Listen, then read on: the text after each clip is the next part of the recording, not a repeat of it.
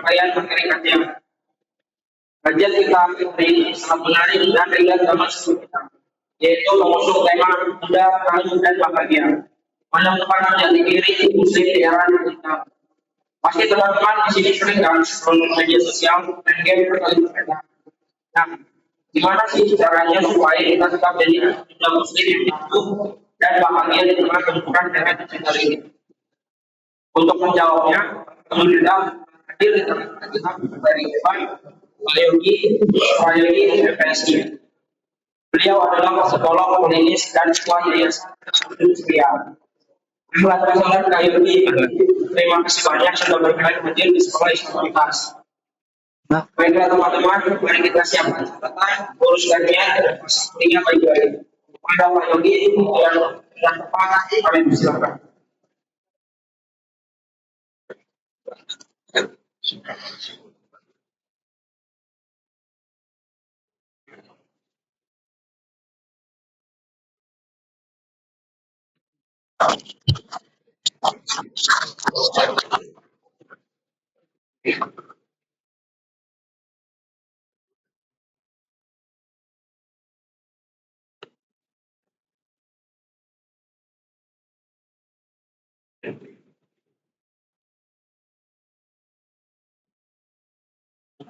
Kalau nggak bisa ini Zat, karena kirim ke antum ini Zat. Baik, gimana Zat?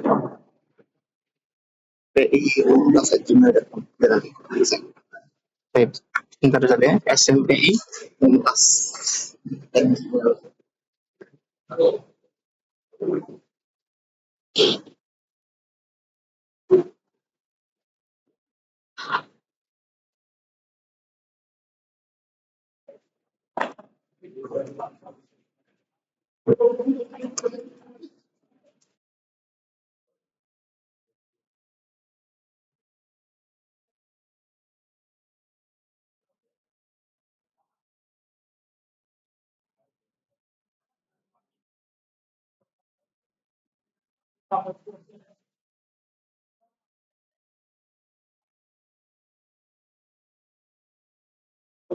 Bismillah. Assalamualaikum warahmatullahi wabarakatuh.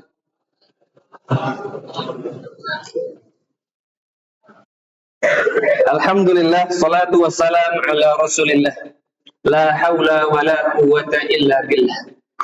Ashhadu an la ilaha illallah wahdahu la syarika lah. Wa ashhadu anna Muhammadan abduhu wa rasuluh. Allahumma salli ala Muhammad wa ala alihi Muhammad amma ba'd. Alhamdulillah, puji dan syukur kita panjatkan kepada Allah Subhanahu wa taala atas limpahan nikmat yang telah Allah berikan kepada kita.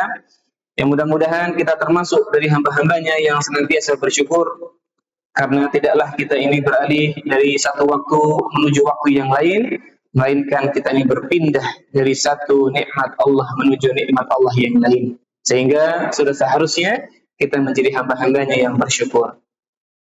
Salawat dan salam semoga Allah limpahkan kepada suri tauladan kita Nabi Muhammad sallallahu alaihi wasallam beserta seluruh keluarga beliau, para sahabat beliau, dan juga seluruh pengikut beliau yang senantiasa istiqomah menjalankan sunnah-sunnah beliau hingga hari akhir.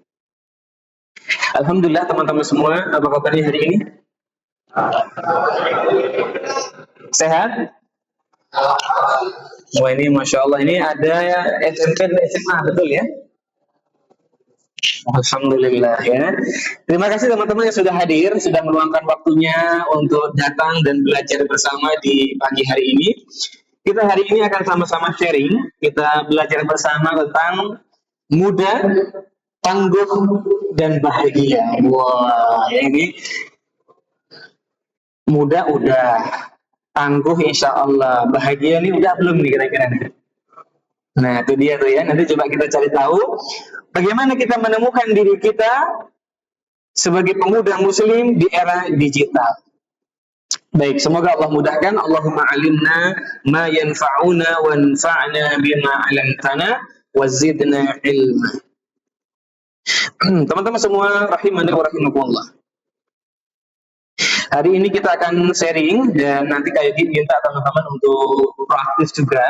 Jadi silakan teman-teman selama proses kita belajar bersama ini Teman-teman bisa saling mendengarkan dan sambil mencatat juga bikin soal pertanyaan. Biasakan kita membuat pertanyaan karena melatih membuat pertanyaan ini melatih berpikir kritis kita. Makanya orang yang bertanya itu tidak hanya orang yang nggak tahu. Orang yang bertanya itu punya beberapa tujuan. Paling dasar karena dia nggak ngerti, makanya dia tanya. Yang kedua, orang bertanya itu tujuannya adalah memperdalam pemahaman dia. Dia udah paham konsepnya, tapi kayaknya ini perlu diperdalam lagi nih. Maka yang level kedua ini bertanya karena dia berpikir. Dia butuh penjelasan lebih luas, dia butuh pemahaman lebih dalam. Berarti dia memperhatikan betul. Dia berpikir betul terhadap apa yang dia dengarkan. Dan yang ketiga, ada orang yang bertanya untuk memberikan manfaat. Dia bertanya agar teman yang lain mendapatkan manfaat dari pertanyaannya. Nah, nanti ada pertanyaan yang terakhir. Orang bertanya karena ingin menguji. Nah, tapi kalau ini biasanya nanti levelnya guru biasanya. Makanya guru bertanya sama kita, kadang tujuannya bukan karena guru nggak tahu. Bukan karena guru nggak ngerti, nggak paham. Tapi satu, mungkin guru ingin memberi manfaat kepada yang lainnya. Atau yang kedua, ingin menguji kita. Dan level tertinggi dalam bertanya adalah memberikan pengajaran. Jadi yang kelima, ada orang bertanya, tujuannya memberikan pengajaran. Karena di antara metode Nabi Muhammad SAW dalam mengajarkan sesuatu, bertanya dulu, baru beliau sendiri yang jawab. Nah, maka teman-teman semua, kalau untuk kita level pelajar, kita bisa di level yang pertama. Karena kita nggak ngerti, karena kita mikir dalam, pengen penjelasan lebih dalam. Yang ketiga, karena bertanya itu pengen memberikan manfaat bagi teman-teman yang lain. Boleh, kita udah paham. Tapi mungkin teman-teman itu butuh penjelasan lebih mudah. Makanya kita bertanya agar teman-teman yang lain dapat faedahnya atau manfaatnya. Baik, maka kayak gini minta teman-teman buat pertanyaan.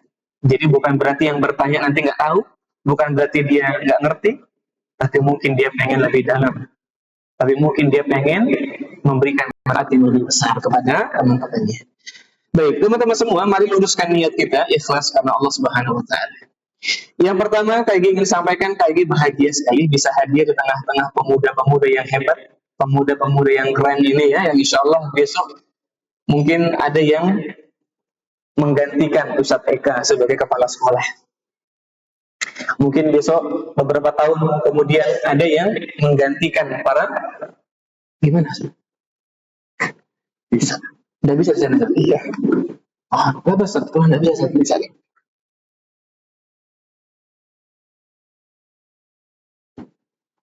Ntar ya teman-teman ya.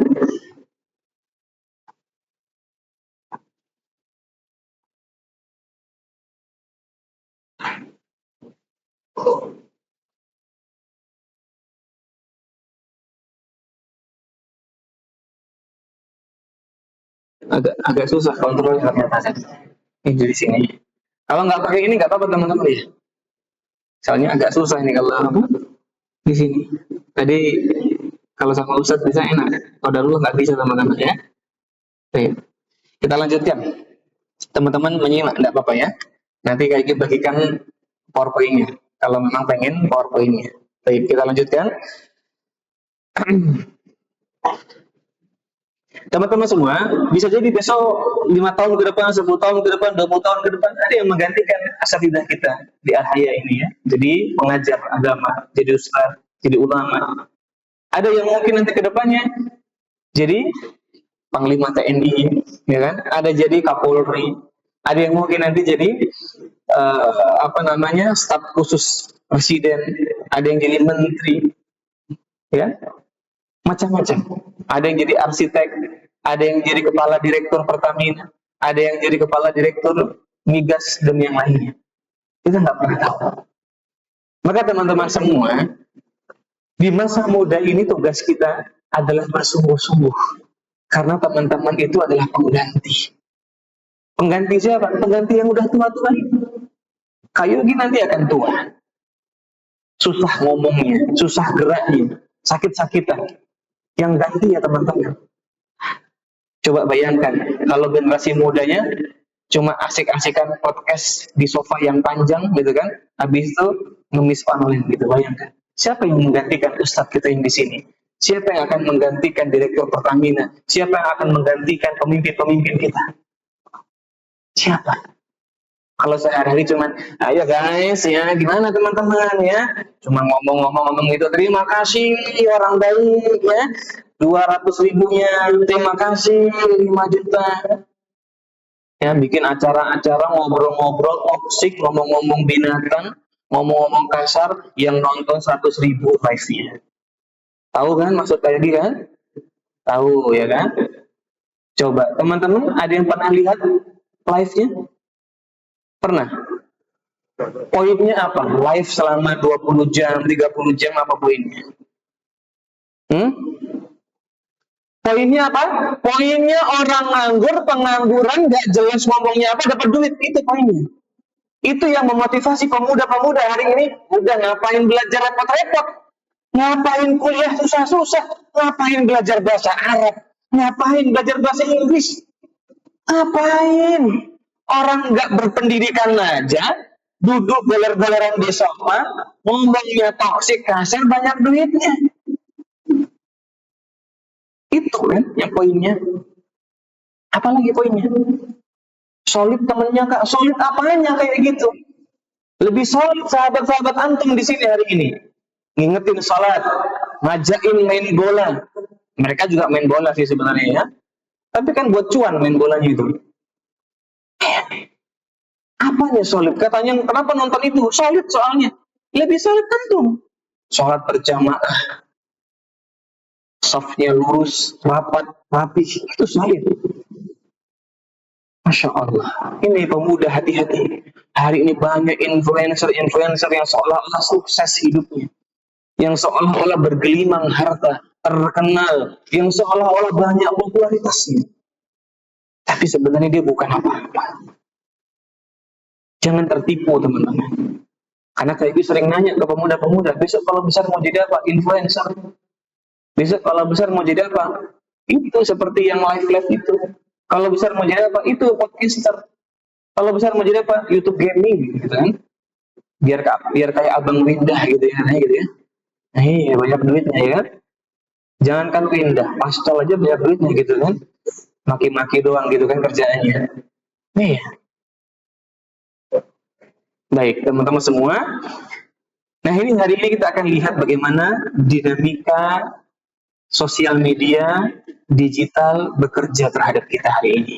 Nah, maka yuk kita lihat. Sebenarnya masa muda itu kita mau bawa kemana sih? Baik. Nah, teman-teman semua silakan dicatat ya, karena kita ini bukan Imam Bukhari yang dari mendengar saja langsung ingat ya puluhan hadis gitu ya.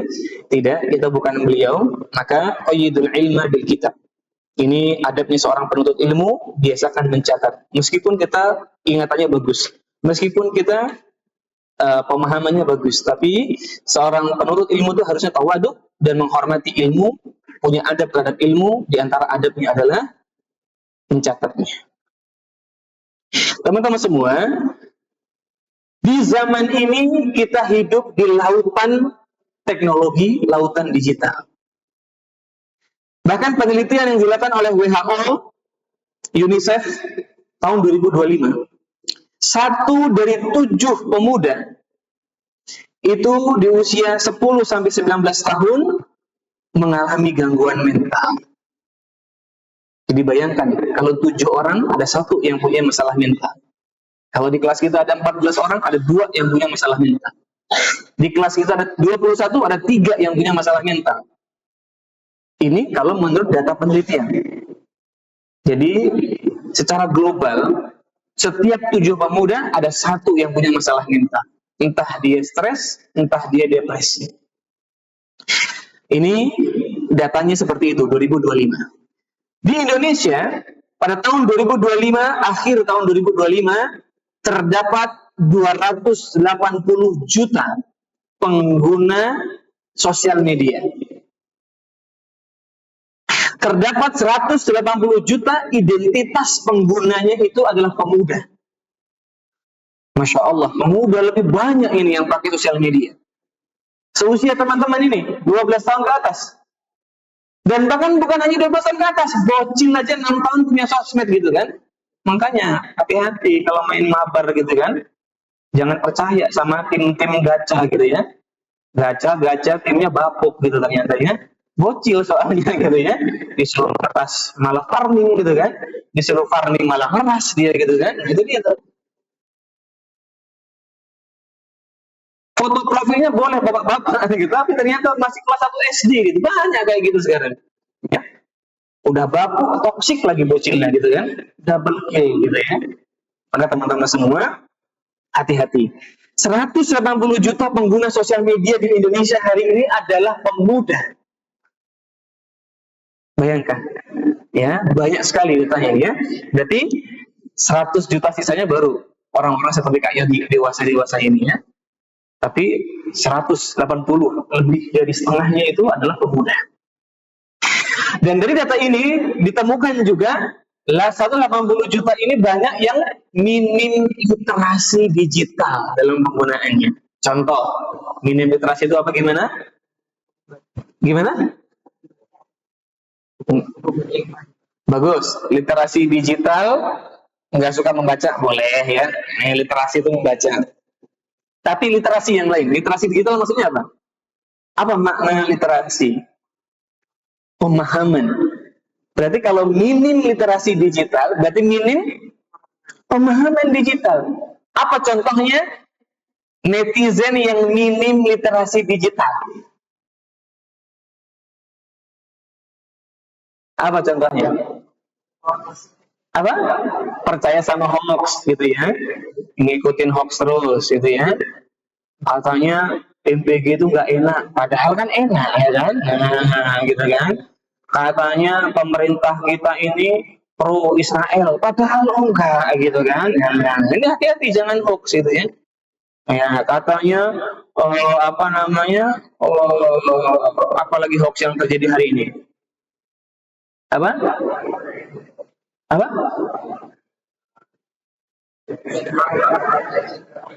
Bensin naik padahal enggak ya kan? Iya, tapi benar loh, kemarin itu teman Kak Yogi kemarin malam itu dia beli Pertalite itu 15.000 teman-teman. Iya di Jogja itu pas Rabu malam itu 15.000 dia beli. 15.000 ya dapatnya 15.000 gitu ya. Ya kalau beli 12.000 dapat 12.000 gitu ya. 10.000 jadi bukan seliter 15.000 enggak, dia beli 15.000 gitu lah ya. Ya benar gitu ya. Baik.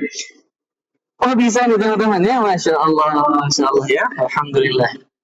Baik, maka teman-teman semua rahimani wa rahimakumullah, kita harus tahu bahwasanya hari ini tidak yang semua terlihat mewah, terlihat baik di sosial media, itu pasti baik semuanya. Tidak teman-teman, tidak semua. Contoh, kita kasih contoh ya. Kita nggak akan sebutin mereknya, karena bahaya kalau sebutin mereknya.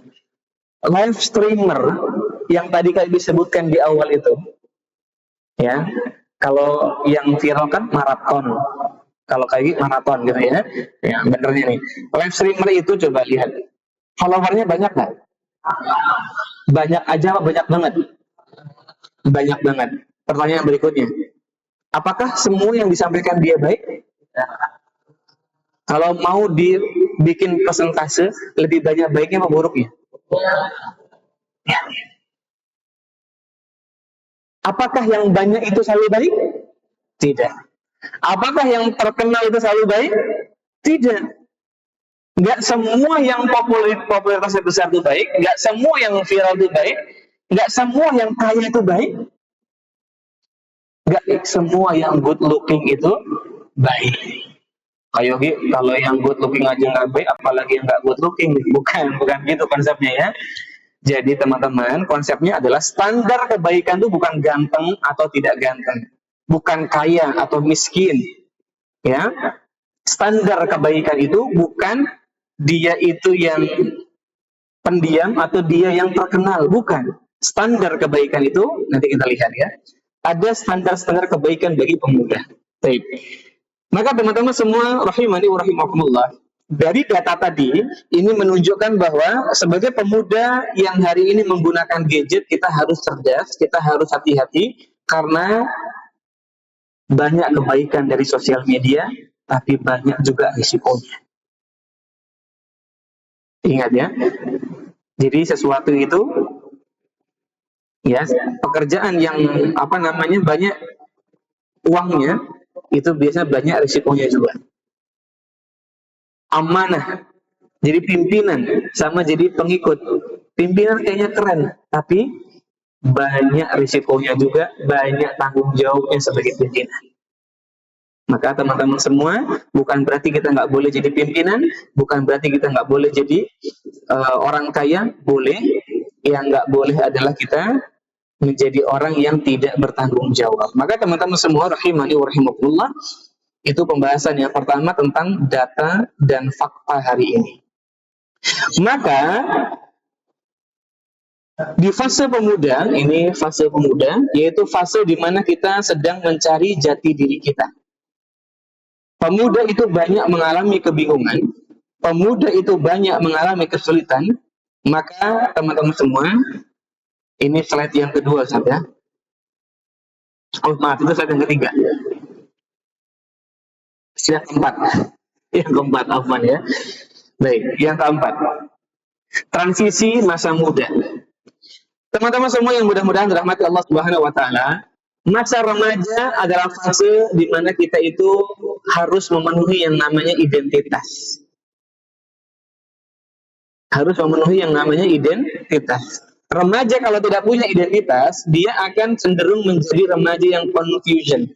Lawannya identity itu adalah role confusion.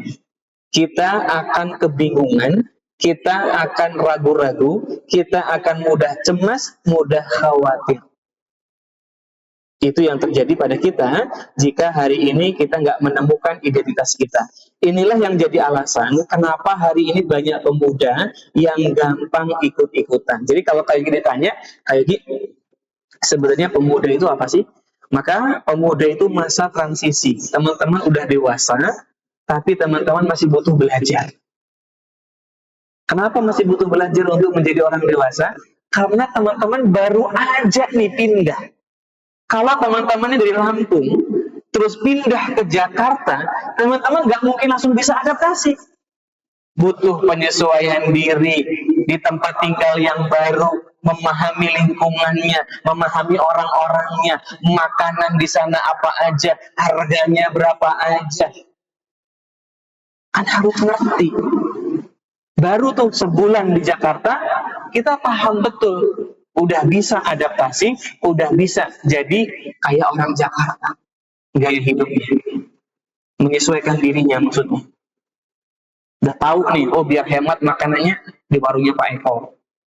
Ya. Kalau akhir bulan di warungnya Pak Joko nih.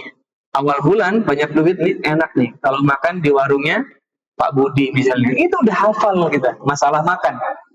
Kalau main, paling enak nih, main ke Jakarta Selatan gitu kan. Kajian paling enak ini di Jaksel gitu kan. Biasa anak Jaksel gitu lah gitu ya. Ya, anak-anak metal gitu kan. Ya, boleh tuh Jaksel tuh main sana. Kajian juga banyak di Jaksel, banyak. Ya. Kita udah tahu lingkungan, udah paham, jadi bisa adaptasi. Sama seperti ketika teman-teman dari anak-anak menjadi orang dewasa.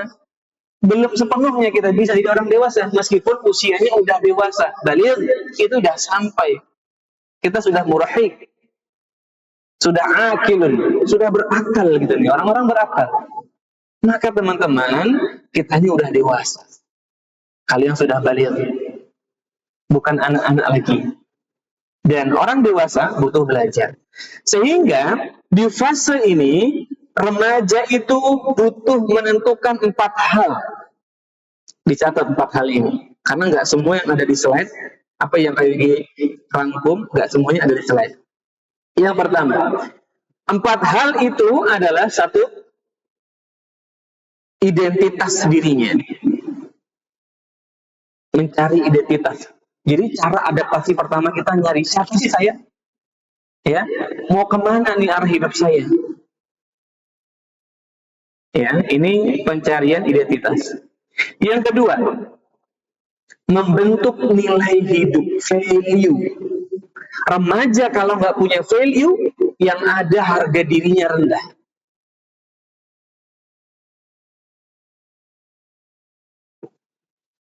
Ya, jadi itu. Kalau yang di teman-teman, nah ini tahan di sini dulu, jangan dipindah. Nanti kita bahas yang ini. Yang pertama tadi apa? Membentuk identitas dirinya. Yang kedua, membentuk value dirinya, nilai diri. Jadi teman-teman, kalau ada hari ini di antara kita yang ditanya sama gurunya, sama ustadz, antum kalau besar mau jadi apa? Bingung, Ustaz. Kenapa bingung kira-kira?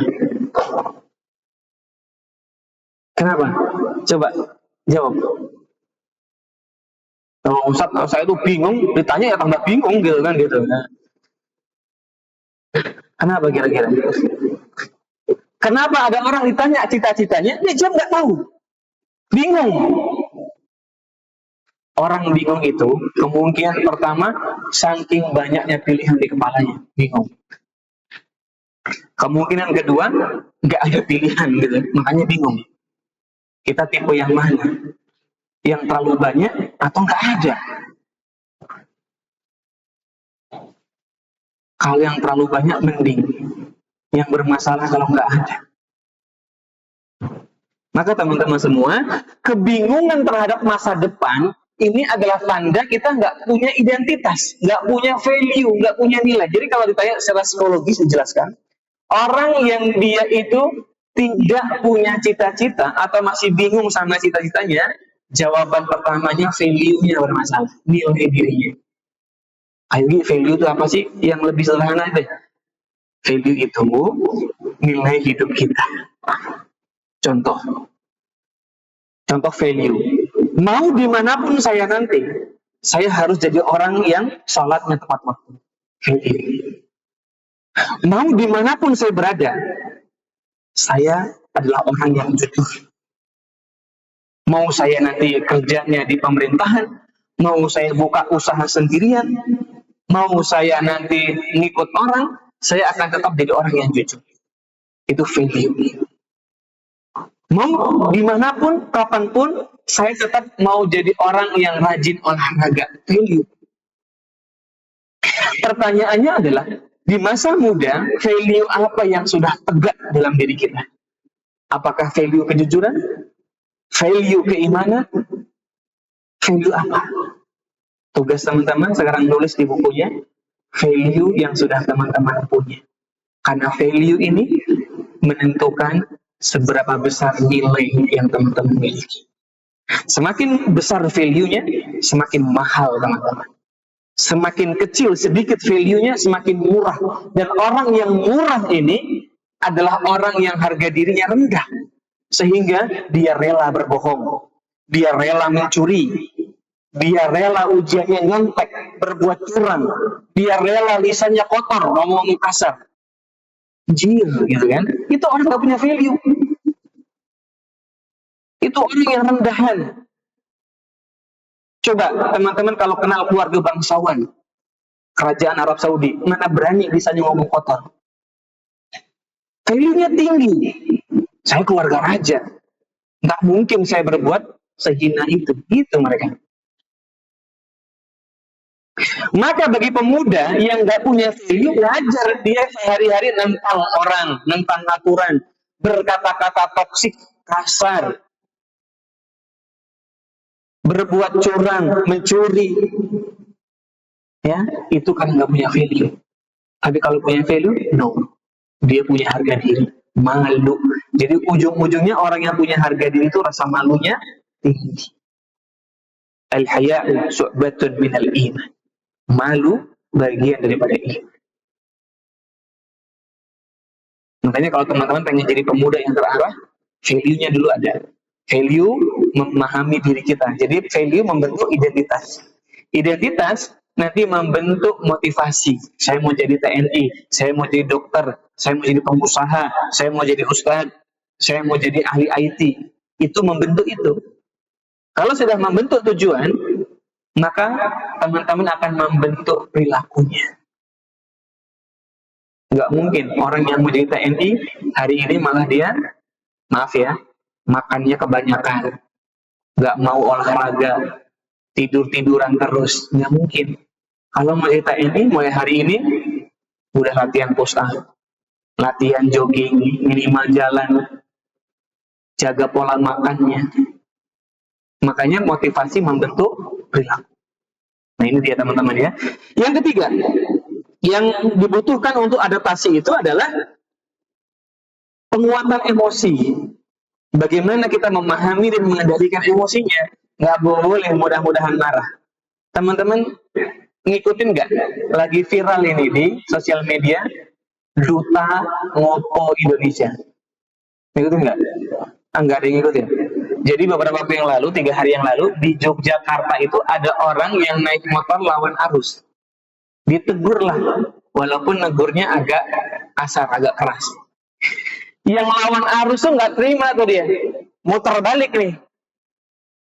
Ini yang lawan arus umurnya 30-an, 40-an. Nggak terima, dia nyetop orang yang udah bener jalannya, tapi tadi negur dia.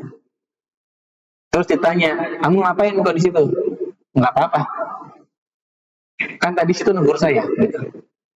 Nah orang itu, habis itu dia nelpon temennya. Datanglah beberapa saat kemudian 6 kawannya pakai motor. Boncengan 3 motor. Salah satu dari 6 orang itu, ini lahiran 2003. Masih muda. Dia teriak-teriak, "Ngopo kowe?" Wah, pakai bahasa Jawa gitu. "Ngopo kowe, ha? Wani." Wah, gitu dia. Ngajak berkelahi, buka baju, nunjukin tatonya, ngeludahin. Orang yang ngevideoin tenang aja. Dia tenang, nggak kepancing emosinya, tapi tetap ngejawab. Akhirnya viral, dan sekarang ditangkap polisi, ujung-ujungnya, mohon maaf, saya khilaf, gitu kan. Semoga dimaafkan. Ntar dulu, meskipun udah maafan, proses hukumnya tetap berlanjut ini. Karena penganiayaan.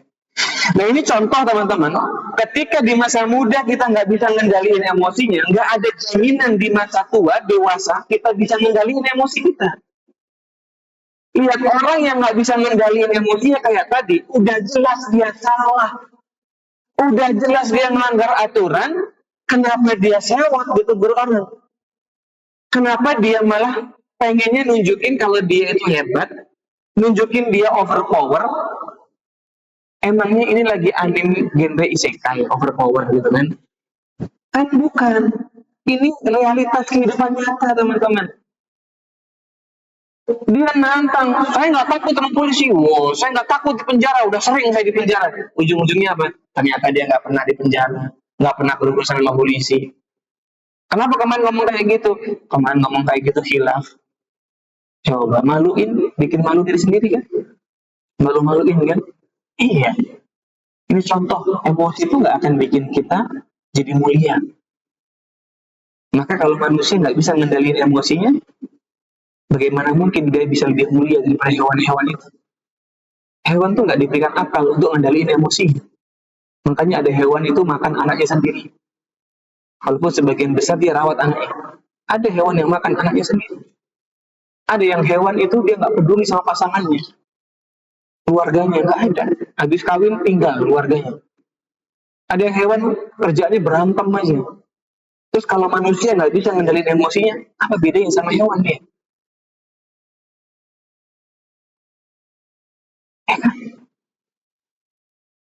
Maka teman-teman semua ngendaliin emosi, belajar. Yang keempat, menentukan tujuan di masa dewasa. Saya mau jadi apa? Itu penting. Makanya nggak ada istilah, ayo Ki, saya masih SMP, entar aja lah nentuin cita-cita. Enggak, justru dari SD harusnya enggak. Karena motivasi itu membentuk perilaku. Kayak gitu tanya, kenapa teman-teman hari ini masih mengerjakan sholat? Kenapa? Ayo, yang mau jawab silakan. Karena ingin masuk surga. Pertanyaan kedua, kenapa tadi jawab pertanyaan? Karena pengen hadiah kan? Iya, makanya jawab. Motivasi itu membentuk perilaku. Kalau kita pengen masuk surga, nggak mungkin kita santai-santai aja, Allahu Akbar, Allahu Akbar, santai, nggak mungkin. Kalau pengen masuk surga, ya sholatnya tepat waktu. Kalau pengen masuk surga, ya belajar baca Al-Quran, memahaminya. Kalau pengen masuk surga, jadi orang yang akhlaknya baik. Makanya kalau ada orang hari ini nggak mau sholat, akhlaknya buruk, dia nggak punya motivasi surga, teman-teman, nggak ada. Motivasi itu membentuk perilaku. Makanya para ulama menganjurkan banyak belajar ilmu agama. Karena yang dibentuk kesadaran dan motivasi, muncul perilaku ketaatannya. Gitu. Makanya ada orang yang belajar tapi nggak taat, ya nggak muncul motivasinya. Gitu ya. Maka teman-teman jangan sia-sia nih belajar di Mumtaz. Harus membentuk pikiran dan motivasi. Biar keluar dari sini jadi orang yang perilakunya baik. Nah, maka teman-teman semua, itulah dia 4 cara kita adaptasi. Yang pertama apa teman-teman? Mencari identitasnya. Yang kedua, membentuk nilai, value hidup kita apa. Yang ketiga, mengendalikan emosinya, nggak gampang marah. Dan latihan pengendalian emosi yang paling dasar adalah gimana caranya di usia muda ini nggak gampang marah sama ibu dan ayah. Tuh, paling dasar latihannya. Kalau sama ibu dan ayah udah bisa sabar, udah bisa ngendaliin emosi, sama temen lebih mudah. Sama guru lebih mudah insya Allah. Karena banyak yang hari ini duduk di sini, termasuk Kak Yogi juga, sama temen bisa sabar. Diganggu temen bisa tuh, tenang. Tapi sama orang tua pas di rumah, salah dikit orang tuanya, ngambek kita ya. Orang tua negur dikit, ngambek kita ya. Benar nggak? Benar nggak? Kenapa kita mudah marah sama orang tua? Tapi sama teman bisa lebih sabar. Sama guru bisa lebih sabar. Ada di sini yang ditegur gurunya, marah-marah. Nendang pintu, aduh. Jarang. Bahkan di zaman Kak Yogi, nggak ada itu. Nggak ada yang berani. Tapi kalau di rumah, ada yang nendang pintu. Bukan hanya nendang pintu, ibunya dipukul, bapaknya dipukul. Banyak. Kayak gitu dulu pasiennya, banyak anak-anak SMP yang menganiaya orang tua. Ada yang mukul, ibunya sampai belur. Ada yang pakai celurit, sabit, ibunya disabit. Bayangkan, gara-gara minta motor CB begitu. Ya, CB tahu kan motor CB ya? Kalau teman-teman sekarang mungkin lagi hype-nya motor Fish Air, ya kan? Nah, CB itu ya, Honda CB itu motornya ya. Nah, itu ada. Nggak dibelikan karena orang tuanya buruh. Ani nggak punya uang. Anak SMP itu marah. Ibunya dibacok. Tuh, lihat. Makanya latihan pengendalian emosi paling dasar, melatih diri nggak gampang marah sama siapa? Orang tua. Coba latihan di rumah mulai hari ini. Kalau sudah bisa lulus sama orang tua kita sabar, tenang ngadepin mereka, insya Allah sama yang lainnya lebih mudah. Gitu ya teman-teman ya. Barakallahu fikum. Nah berikutnya kita lanjut ke slide yang ini. Maka kalau ada pemuda yang masih bingung di zaman ini, penyebabnya 5 ini. Yang pertama, identitas dirinya belum matang, hidupnya tergantung sama pujian orang lain, pengakuan orang lain. Yang ketiga, suka membanding-bandingkan dirinya dengan orang lain. Yang keempat, tidak memiliki nilai dalam hidupnya. Yang kelima, jauh dari mengingat Allah. Ini yang paling penting, yang kelima itu. Jadi kalau dalam Islam, pembahasan itu yang biasanya urutan pertama paling penting. Kitab-kitabnya para ulama itu kalau suatu bab, ya ada rinciannya. Nah, rincian yang paling pertama itu biasanya paling penting. Tapi kalau dalam dunia psikologi, dunia ilmiah, ini nggak tentu. Bahkan kalau di psikologi kebalikannya. Ada yang di akhir itu pamungkasnya. Gitu ya. Baik, maka teman-teman semua, ini 5 penyebab kenapa banyak pemuda yang bingung, terseret arus, kehilangan arah, dan memfollow akun-akun nggak jelas gitu ya. Nah, makanya teman-teman kalau ada yang follow PAS L gitu ya, nah itu berarti masih perlu memperbaiki dirinya ya. Ada yang memfollow akun-akun toksik lainnya, berarti itu masih bermasalah kita. Kalau nonton itu mungkin karena lewat. Tapi kalau sampai follow, sampai like, subscribe, nah itu berarti bermasalah kita. Ada? Ada yang follow akun-akun nggak jelas? Akun toksik ada? Unfollow dari sekarang. Itu bukti kalau kita punya value. Bagaimana mungkin kita yang hari ini seorang muslim, pengen jadi orang baik, pengen punya cita-cita yang baik, tapi yang di-follow kayak gitu? Nah mungkin. Jangan di-follow, stop. Kayak gitu pengen pemuda-pemuda itu sadar. Jangan di-follow itu influencer-influencer nggak jelas. Masa pengemis dilegalisasi? Coba, apa namanya kalau bukan pengemis itu? Apa namanya? Iya kan? Ngemis kan? Bedanya dia nggak turun ke jalan aja. Di live aja banyak kameranya. Ngemis itu teman-teman. Ngajarin kita males. Nggak ada karyanya. Nggak ada manfaatnya. Terus kita follow dia, ngapain gitu loh? Kok mau follow pengemis? Berarti kan harga diri kita rendah. Jauh lebih rendah daripada pengemis itu. Jangan di follow. Jangan follow akun yang toksik. Jangan follow akun yang dia itu ngajari keburukan. Ya. Kayak gitu kalau just no limit gimana? Dikurangi lah gitu ya. Siapa lagi yang masih bagus untuk teman-teman? Siapa? Ustaz Taufik. Ustaz Taufik di follow itu, jangan di unfollow malahan ya. Iya. Ustaz Taufik kok bagus. Siapa lagi yang menurut teman-teman harus di unfollow?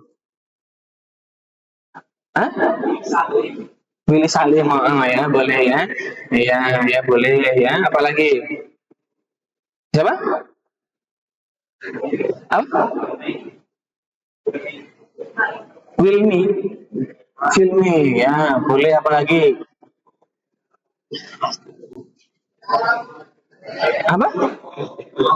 Devina Karamoy, ya Allah ya. Itu bukan mahram, kita unfollow ya gitu ya, bahaya gitu ya. Apalagi pakaiannya terbuka seksi, jangan ya.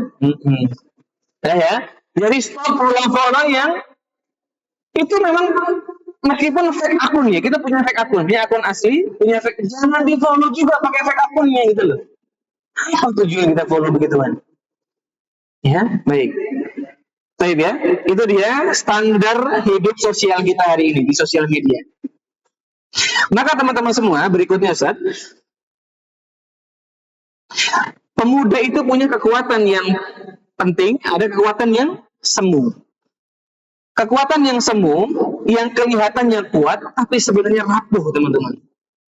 Ya, orang-orang yang kelihatan punya banyak popularitas, orang-orang yang kelihatannya kaya raya hari ini, ya, tapi dia itu sebenarnya haus pujian, melakukan sesuatu karena pujian manusia, amal saleh karena pujian manusia, kelihatannya keren, suka sedekah, berbagi, populer.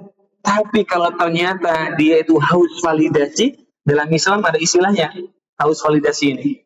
Itu orang yang riya, orang yang sum'ah, orang yang suka memperdengarkan kebaikan-kebaikannya, orang yang suka menunjukkan amal-amal salihnya bukan karena Allah, tapi karena butuh pujian, maka orang itu kelihatannya kuat, tapi sebenarnya lemah.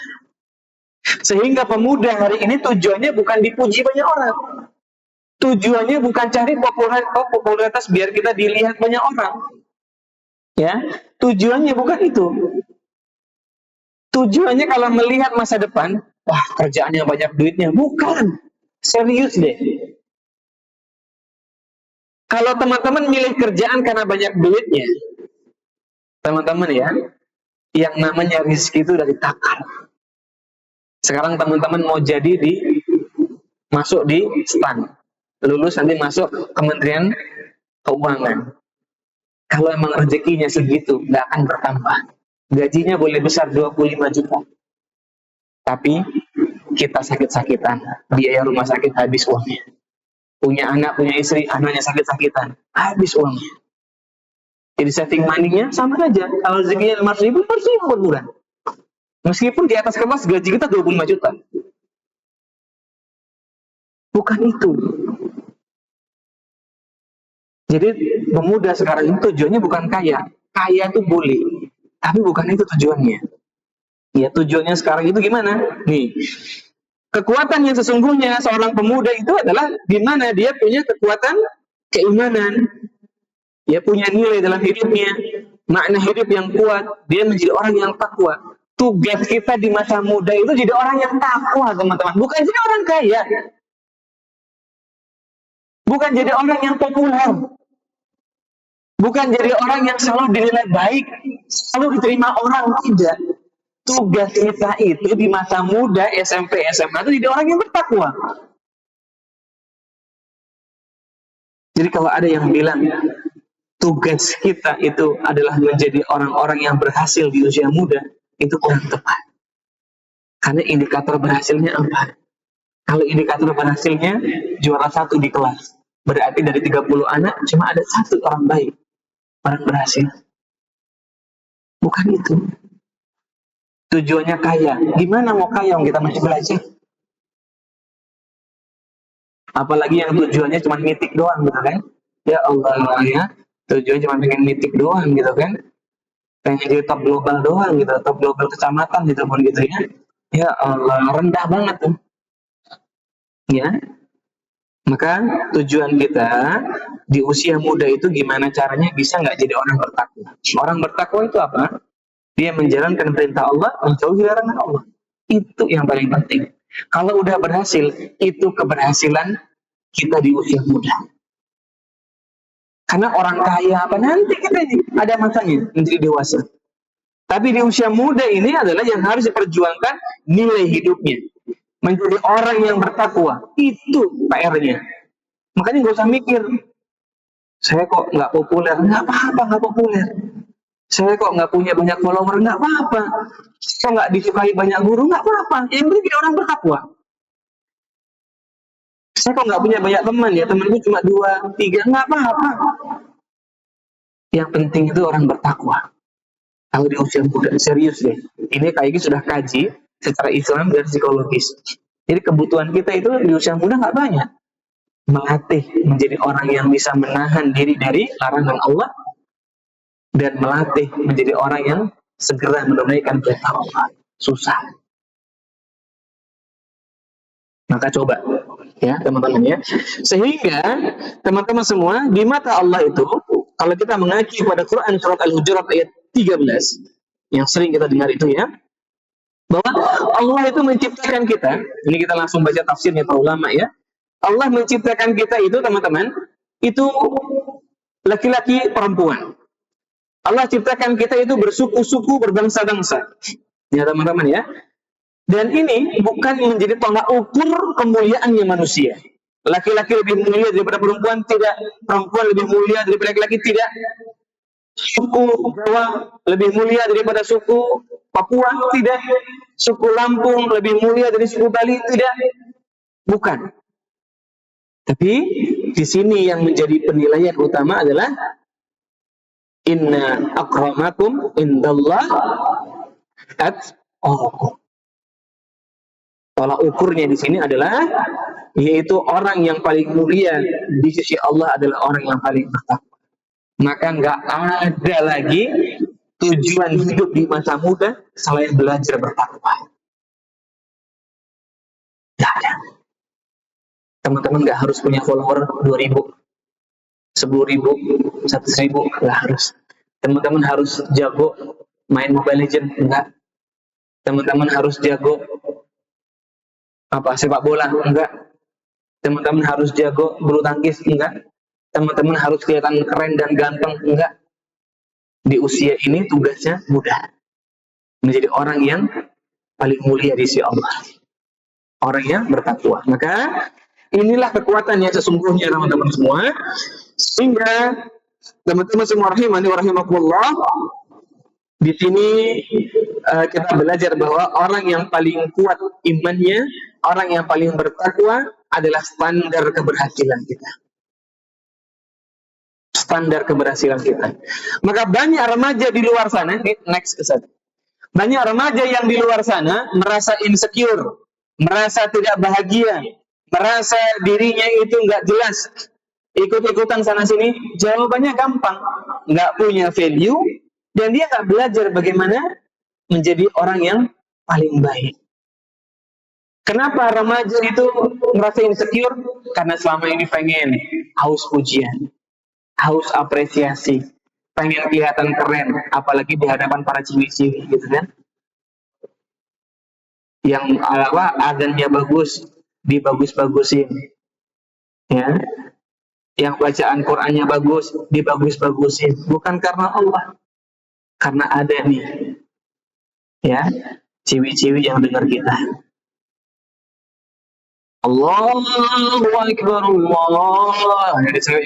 Allah. Nah, dibagus-bagusin gak jelas gitu ya. Iya. Baca Quran juga sama. Biasanya kalau baca sendiri biasa. Idza waqa'atil waqi'ah laisa liwaqa'atiha kadhibah. Biasa. Giliran ada nih orang lain, apalagi cewek-cewek, fi jannatin na'im thullatun minal awwalin wa qalilun minal akhirin. Wah, ya. Pengen dipuji. Maka teman-teman semua rahimani wa rahimakumullah, seringkali orang-orang yang seperti ini kehilangan dirinya. Seringkali orang-orang seperti ini merasa insecure terhadap dirinya. Kenapa? Bukan karena dirinya nggak hebat, bukan karena nikmatnya sedikit, bukan. Tapi karena dia tidak bisa menempatkan dirinya. Jadi insecure-nya kita tuh kita sendiri yang buat. Maka teman-teman semua yang mudah-mudahan dirahmati Allah Subhanahu wa taala, menjadi pemuda yang hebat, menjadi pemuda yang baik, kita di sini punya 3 kebutuhan dasar. Berikutnya, Ustaz. Punya 3 kebutuhan dasar. Ini kita mengacu pada SDT. Teorinya namanya SDT, ya. Self Determination Theory. Ini terakhir sebelum kita buka sesi tanya jawab. Pastikan teman-teman udah bikin soal pertanyaan. Baik, ya. Jadi gini peraturannya. Yang bertanya secara sukarela, kami kasih hadiah. Kalau nggak ada yang bertanya, harus siap kaki tunjuk untuk bertanya. Dan kalau ditunjuk, terus bertanya, nggak dapat hadiah. Jadi rugi. Tetap ujung-ujungnya bertanya, tapi bedanya bertanya di awal dapat hadiah karena sukarela, kalau ditunjuk nggak dapat. Silakan pilih yang mana. Baik, ya. Jadi gini teman-teman, 3 cara kita menjadi pemuda yang tangguh di zaman ini. Yang pertama, ada yang namanya autonomy. Yang kedua, competence. Yang ketiga, relatedness. Apa ini Kak Yogi? Yang kita simak sebentar saja. Jadi menurut teori ini teman-teman semua rahimani wa rahimakumullah, manusia itu akan merasa harga dirinya tinggi, manusia akan merasa mentalnya sehat, manusia akan merasa dirinya lebih baik jika mampu memenuhi 3 hal ini, terutama di usia dewasa awal atau di usia dewasa. Yang pertama, autonomi. Autonomi itu yaitu merasa mampu, merasa memiliki pilihan. Gimana maksudnya kayak merasa mampu, merasa memiliki pilihan? Baik. Autonomi, yang disebut dengan autonomi itu adalah kemandirian sebenarnya. Jadi kalau teman-teman mau menjadi pribadi yang bahagia hari ini, pastikan yang pertama atau dasar itu kita mandiri. Mandiri itu definisi, makna etimologisnya adalah seseorang mampu bertanggung jawab terhadap dirinya. Kalau harusnya mandi, ya mandi. Anduknya disimpan di tempat anduk, bukan ditaruh sembarangan. Tanggung jawab. Selesai mandi, dia berpakaian, berbusana yang baik, menutup auratnya. Itu mandiri. Orang yang mandiri, dia sadar dia butuh belajar, maka dia luangkan waktunya murojaah, belajar ilmu. Orang yang mandiri, dia merasa butuh sama keluarganya, maka dia bantu keluarganya. Nah, dia butuh keluarganya. Makanya mandiri itu bagaimana kita berperan sebagai seorang anak, sebagai seorang pelajar, sebagai seorang individu diri sendiri. Kalau ada orang anak ya bantu orang tuanya, muliakan orang tua. Seorang pelajar ya belajar. Teman-teman, nggak harus belajar itu lama, nggak harus belajar yang susah. Kalau teman-teman nggak betah belajar yang susah, minimal belajar yang mudah. Kalau nggak betah belajar sejam, setengah jam. Setengah jam nggak betah, 15 menit. Karena kalau kita nggak mampu melakukan semuanya, kaidahnya jangan tinggalkan semuanya. Belajar tiap hari meskipun 10 menit. Belajar tiap hari meskipun hanya 5 menit nggak jadi soal. Daripada nggak sama sekali. Ini namanya mandiri. Karena dia tahu kebutuhannya, dia bisa memenuhinya. Gitu ya teman-teman ya. Jadi merasa mandiri itu yang pertama itu autonomi. Ya, kemudian dia punya arah tujuan dalam hidupnya. Dia nggak ngikutin apa yang viral, nggak ngikutin orang lain, dia punya standar sendiri. Itu namanya autonomi.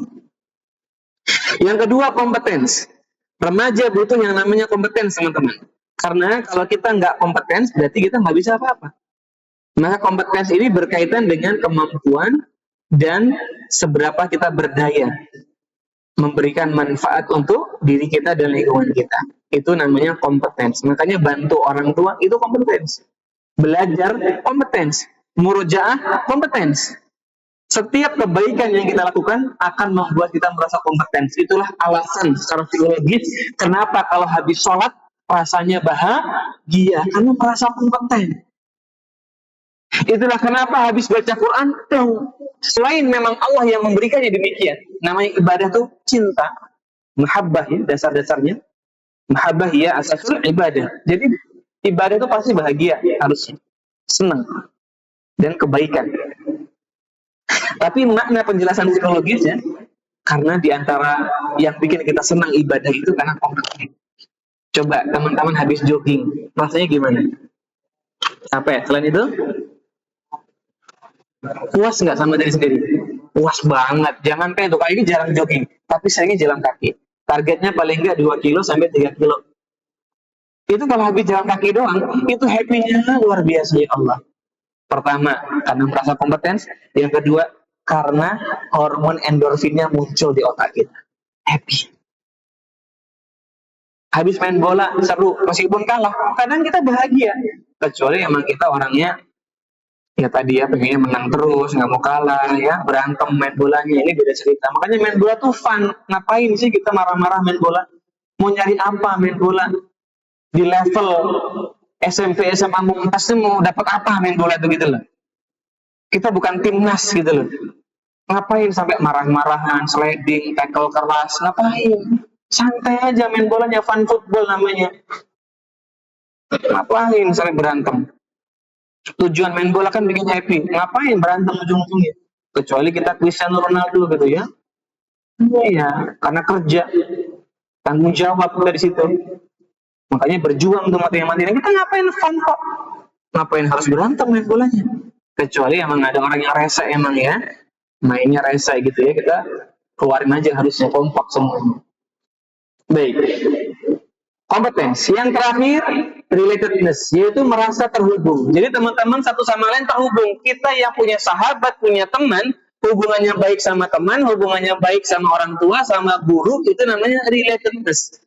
Makanya orang yang nggak punya teman, orang yang sama guru berjauhan, sama orang tua jarang komunikasi, dia nggak akan happy hidupnya, nggak akan puas. Nah, sehingga kunci ya di antara perbendaharaan kunci-kunci kebahagiaan seseorang itu kalau mengacu pada teorinya SDT ini, self determination ini, yang pertama dia punya autonomi, mandiri, bisa mengurus dirinya, kebutuhan dirinya dia penuhi sendiri. Yang kedua kompetens, merasa mampu karena punya banyak keterampilan, mengerjakan hal-hal yang bermanfaat. Yang ketiga, relatedness, memperbaiki selalu hubungan sama lingkungannya, terhubung, koneksi. Makanya koneksinya bukan hanya di HP. Kalau koneksi kita hanya di sini, ngobrolnya di sini, kita nggak punya teman yang baik di lingkungan nyata, realitasnya nggak akan terbangun dengan baik. Gitu ya. Nah, misalnya teman-teman punya tim mabar, jangan cuma mabar aja, ketemuan, entah seminggu 2 kali, 3 kali, ya, ngopi, ya, kopdar, ngobrol itu relatednya terpenuhi atau relationnya terpenuhi, gitu ya. Baik, mungkin itu teman-teman semua karena waktu kita terbatas ya. Nah, maka 4 langkah membangun identitas diri kita ini yang step berikutnya. 1, bangun nilai diri kita, bukan citra. Citra itu maksudnya citra diri ya. Citra diri itu menampilkan kebaikan-kebaikan agar dipuji orang, bukan. Tapi yang harus tampilkan adalah nilai. Aku tuh jujur. Aku tuh orangnya tanggung jawab. Aku tuh orangnya suka menolong. Aku orangnya apa lagi? Rajin sholat. Yang ditampilkan value-nya, bukan citra dirinya. Karena kalau citra cuma topeng. Gitu ya. Yang kedua, cari lingkungan yang memuatkan. Teman-teman yang baik, teman-teman yang nggak toksik. Sehingga kalau teman-teman lihat di acara podcast yang bareng-bareng itu toksik, katanya sahabat, sohib, kosong itu depan kamera. Nggak ada ceritanya sahabat itu baik, tapi toksik omongannya nggak ada. Bahkan sering kayak dijumpai kasus pembunuhan antara sahabat gara-gara sakit hati terhadap omongannya. Kok bisa bilang kalau sahabatan itu ya toksik itu jadi bumbu persahabatan? Apaan? Ngomong kasar, panggilan buruk, ini bukan tanda persahabatan. Katanya kalau sahabatan itu benar-benar sahabat, omongan kasar tuh harusnya udah biasa, nggak biasa. Yang ketiga, isi hidupnya dengan kebaikan, produktif. Dan yang keempat, jaga kualitas ibadah. Gitu ya teman-teman ya. Ini diantara tujuan hidup kita. Maka di zaman gemerlap era digital hari ini, hal yang penting kita pertahankan, yang kita usahakan betul-betul adalah menjadi pemuda yang bertakwa. Ini mahal, ini langka, ini susah. Teman-teman nggak butuh jadi orang yang paling baik bacaan Qur'annya, paling banyak hafalan Qur'annya. Nah, bukan itu. Di usia muda itu. Di usia muda itu yang dibutuhkan ya orang yang paling bertakwa. Apa gunanya banyak-banyak hafalan Quran cuma buat bangga-banggaan? Apa gunanya Qurannya selesai 30 juz, sholatnya berantakan? Ngapain? Ya, maka teman-teman semua bertakwa kepada Allah, ini tugas paling berat di usia remaja. Tapi ketika kayak bilang paling berat, bukan berarti ini paling susah. Ya, berat itu dalam arti bagaimana kita menjauhkan diri dari larangan Allah itu berat. Berat, teman-teman. Kita melaksanakan perintah Allah mungkin lebih mudah, tapi menjauhi larangan Allah susah. Siapa yang hari ini masih nonton anime? Susah nggak berhenti dari anime? Susah. Makanya bertahap pelan-pelan aja. Ya, bertahap pelan-pelan saja, nggak perlu buru-buru. Karena kadang yang bertahap, yang sabar, yang istiqomah, ini jauh lebih besar dampaknya. Maka bukan buru-burunya. Ya, siapa coba nih sekali lagi membuktikan bahwa meninggalkan larangan Allah susah. Siapa yang masih senang sama Mitsuri Kanroji? Ya, ayo siapa lagi? Ini 4 pilar ini. Ya. Siapa ya yang masih belum bisa move on dari Nizuko gitu kan? Ini kan susah nih kan? Nizuko Kamado, nah gimana? Susah kan? Siapa yang bercita-cita jadi Tanjiro? Susah ini gitu ya, susah. Siapa yang bisa meninggalkan Mobile Legends sepenuhnya? Susah. Susah kan ya? Susah. Jadi bertahap, maka kita terus berdoa kepada Allah agar dimudahkan meninggalkan hal-hal yang tidak bermanfaat. Demikian teman-teman semua. Jazakumullah khairan. Barakallahu fikum.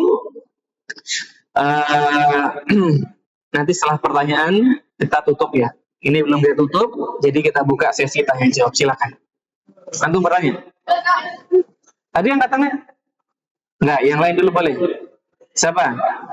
Yang mau bertanya angkat tangan. Oh, yang belakang dulu ya. Silakan. Silakan, Kak.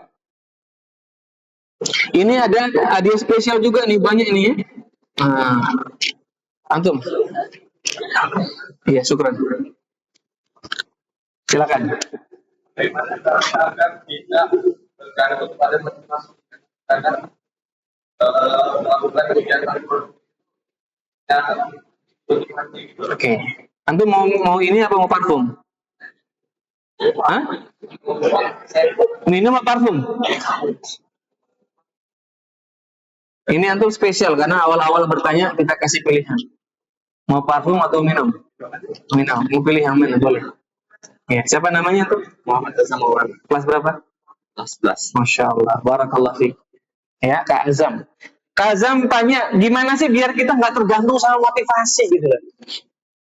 Bisa nggak sih kita nggak tergantung sama motivasi? Jawabannya nggak bisa. Manusia itu punya sistem cara kerja otaknya, perilakunya, emosinya berdasarkan motivasi. Makanya kalau teman-teman buka Al-Quran, buka hadis, isinya motivasi. Isinya motivasi. Ya, bahkan ketika sholat Jumat nanti, khatib akan motivasi kita untuk bertakwa. Wajib itu. Kalau khatib nggak kasih motivasi bertakwa, gugur itu rukunnya. Maka teman-teman semua, motivasi itu adalah penggerak bahan bakarnya manusia. Sehingga kalau hari ini kita futur, kita males, jawabannya kita kurang motivasi. Jadi harus cari motivasi. Gampang. Kalau Kak Yogi biasanya cari motivasi itu lagi futur, kita tiduran, sambil tidur buka ceramahnya Ustadz Firanda. Itu paling favorit. Ustadz Firanda itu biidznillah ya, paling bisa bikin motivasinya naik. Jadi bukan. Ketika mendengarkan kebaikan-kebaikan, apalagi dari guru yang kita cintai, itu motivasinya akan meningkat. Dan kalau sudah meningkat, jadi semangat. Kalau sudah muncul semangat, muncul perilakunya.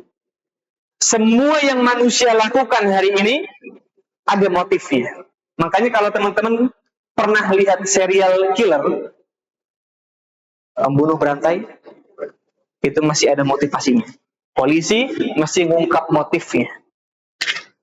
Semuanya ada motifnya. Kenapa ada orang mencuri? Karena ada motifnya. Entah lapar, entah dia memang pengen kaya, entah dia kelibat atau terlibat judol, ada motifnya semua. Kenapa ada orang menipu? Ada motifnya. Takut ketahuan keburukannya, makanya dia berbohong. Pengen ngambil keuntungan, makanya dia berbohong. Setiap yang dilakukan manusia punya motif. Makanya manusia kalau nggak punya motivasi, dia punya penyakit mental, namanya depresi. Depresi itu adalah penyakit di mana manusia udah nggak punya motivasi. Jadi kalau teman-teman nanya, ada nggak sih kayak gini orang yang nggak punya motivasi? Ada. Siapa mereka? Orang yang kena penyakit depresi. Makanya depresi itu pengobatannya dikasih obat. Biar obatnya itu membangun struktur otak, menenangkan pikirannya. Kalau udah tenang, dibangun motivasi. Itu pengobatan orang depresi. Nah, sehingga pertanyaannya Kak, tadi jawabannya adalah manusia, semua yang dia lakukan ada motifnya.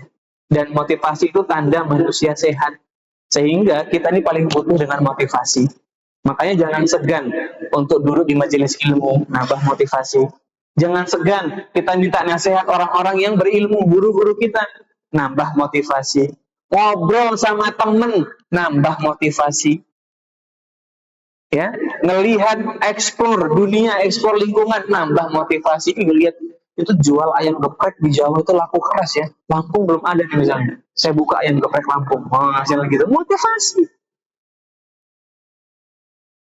Maka apapun yang kita lakukan, mudah-mudahan selalu menambah motivasi kita, mainnya kita, ngobrolnya kita sama guru-guru kita, ngobrolnya kita sama teman-teman. Makanya kalau dibilang ngobrol yang di sofa tadi itu, apa yang mau diambil?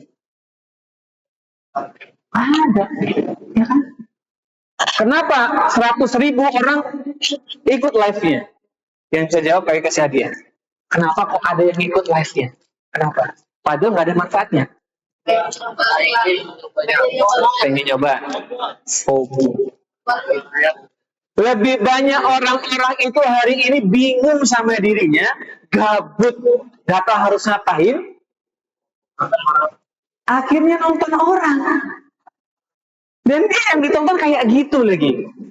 Coba, antum nonton orang main HP, masing-masing main HP, bengong berjam-jam kayak gitu kok betah gitu loh.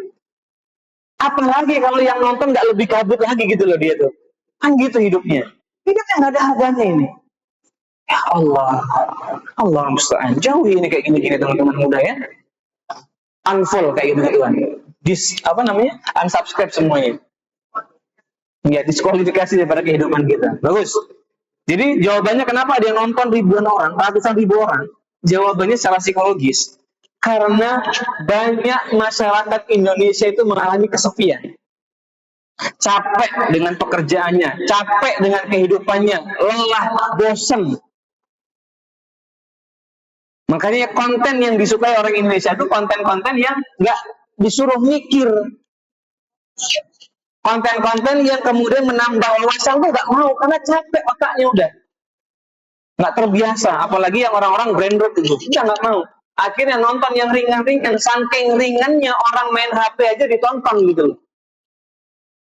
Gitu teman-teman. Itu dinamika psikologisnya. Sehingga yang nonton tuh orang-orang nggak ada motivasi. Terus kenapa kok ada yang donate? Yang down itu biasanya bocil-bocil. Bocil-bocil yang anaknya orang kaya itu kan punya akses. Itu yang biasanya donate gitu. Jarang yang orang dewasa, otaknya normal, donate jarang gitu. Kecuali emang dia punya motif, ada bisnis. Dia bisnisnya terekspos. Karena banyak followernya gitu ya. Ya itu dia teman-teman. Gak ada manfaatnya. Makanya hati-hati. Kalau udah kehilangan motivasi, segera cari motivasi. Boleh istirahat dulu. Boleh healing, hiburan, main. Itu nama motivasi. Dengerin ceramah ustadz favorit kita, dengerin konten-konten yang ngasih motivasi boleh, maksudnya konten tentang pembahasan sesuatu, tentang perang dunia 2 misalnya, konten yang membahas tentang ekonomi misalnya, konten yang membahas tentang sains, boleh, itu nambah motivasi kita, silakan. Jadi kalau kita futur, tanda otak kita kehabisan motivasi. Begitu ya. Pertanyaan berikutnya. Yang mana? Mosok MC-nya nanya ini ya. Luar biasa ini ya. Nanti MC, coba kakak itu sudah. Antum silakan bertanya kak.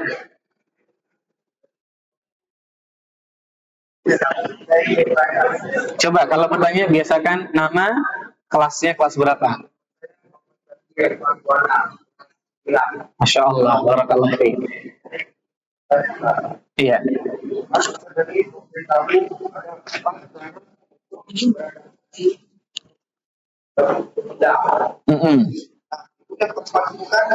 Menentukan bahasa depan. Iya. Bisa menjadi edi. Kita sudah berusaha kita. Tapi pas sudah dewasa, kita tidak jadi, kita tidak apa yang kita.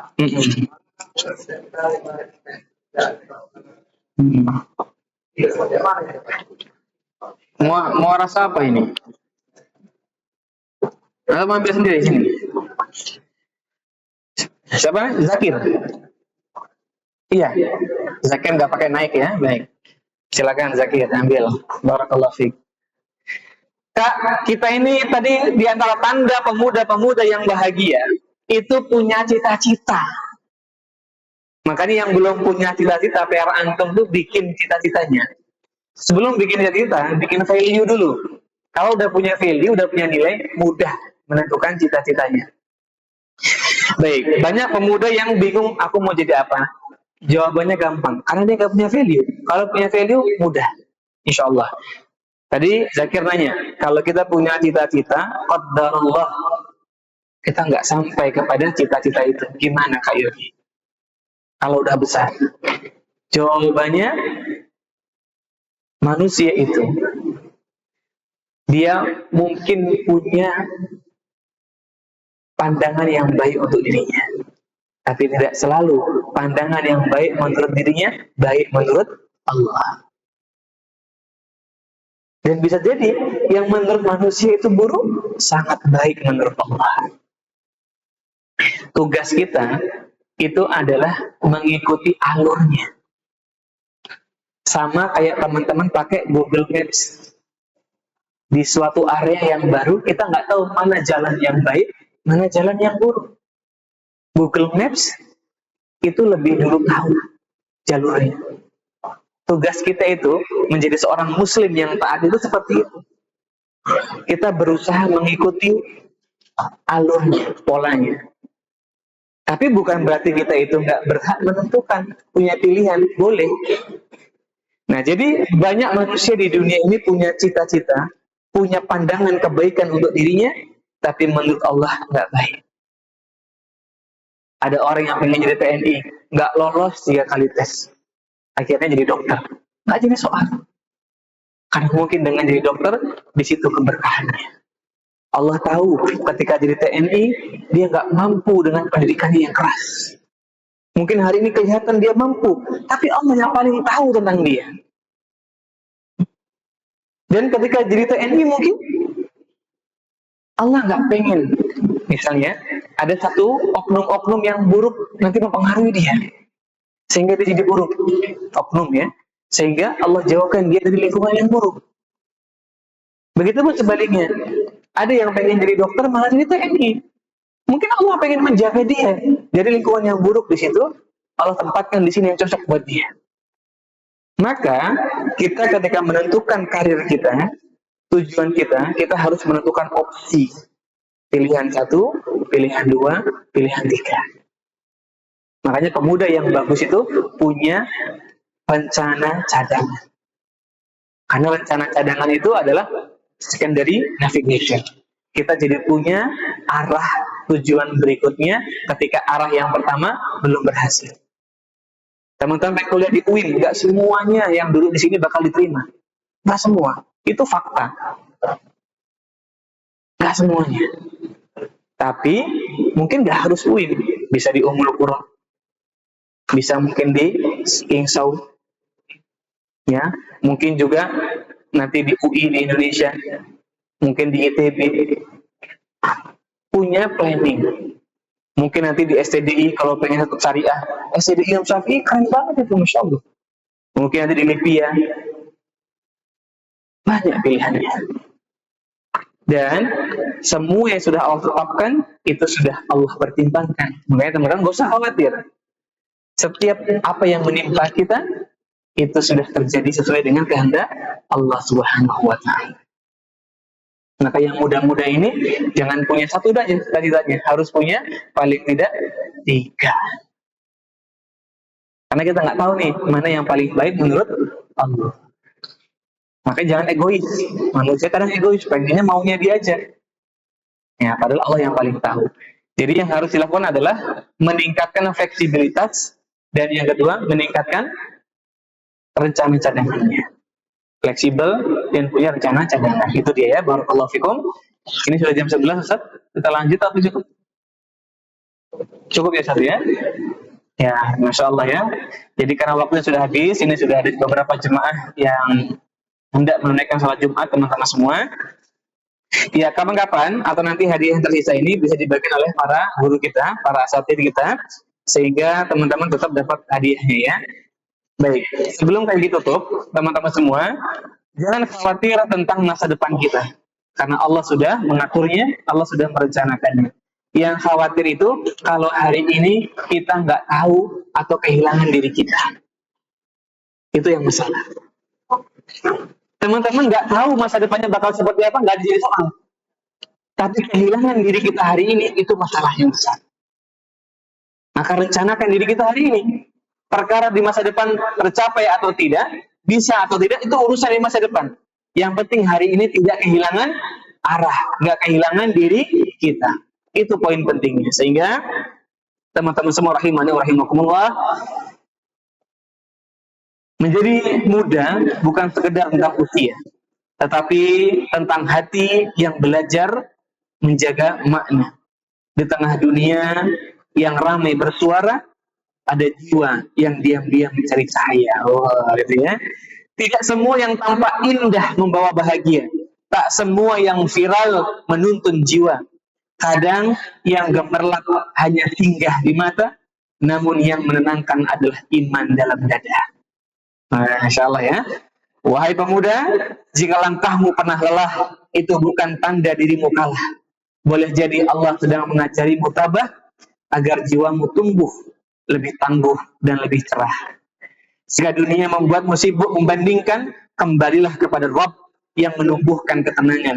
Sebab nilai dirimu bukan ada pada pujian lisan, melainkan pada hati yang hidup dalam keimanan. Semoga masa muda bukan habis dalam kelalaian, bukan hilang dalam hiruk pikuk penilaian, tetapi menjadi musim amal, ilmu dan kebaikan yang mengantar jiwa pada ridha dan kemuliaan. Semua, mari jadi pemuda yang tugasnya itu nggak banyak tadi. Bagaimana belajar menjadi pemuda yang bertakwa. Ini susah, tapi insya Allah bisa. Kalau kita tentunya berharap memohon pertolongan dari Allah Subhanahu wa taala. Jazakumullah khairan. Barakallahu fikum. Subhanakallahumma bihamdika asyhadu an la ilaha illa anta astaghfiruka wa atubu ilaik. Tetap dulu tenang, nanti ditutup dulu oleh MC kita. Ya, sallallahu ala nabiyina Muhammad wa ala alihi wa sahbihi wasallam. Silakan Kakak MC.